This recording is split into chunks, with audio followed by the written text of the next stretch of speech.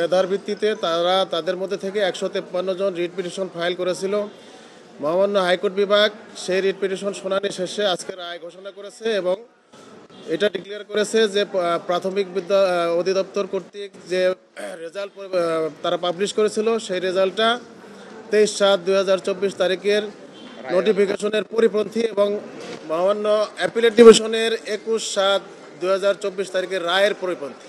এবং রায়ের কনক্লুশন হিসেবে হাইকোর্ট ডিভিশন বলে দিয়েছে যে ওই ৩১/১০/২০২৪ তারিখের যে রেজাল্ট সেটা বাতিল হবে এবং নতুন করে অথরিটিকে মেধার ভিত্তিতে অর্থাৎ ২৩/৭/২০২৪ তারিখের নোটিফিকেশন ফলো করে রায় নতুন রেজাল্ট পাবলিকেশনের নির্দেশনা দিয়েছে।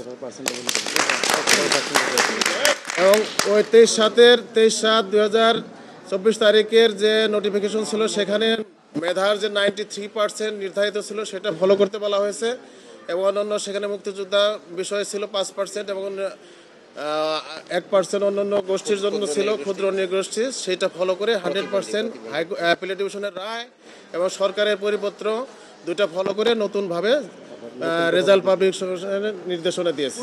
৬,০০০ বাতিল না, এরাও যদি মেধার ভিত্তিতে তারা কেউ টিকে তারাও ওই 93% মধ্যে তারাও থাকবে এবং যারা বর্তমানে রিটকারী তাদের মধ্যে থেকে মেধার ভিত্তিতে যারা আসবে তারাই নতুন করে রেজাল্টে তারা আসবে। পিটিশনে দুইটা বিভাগের চট্টগ্রাম এবং ঢাকা বিভাগের।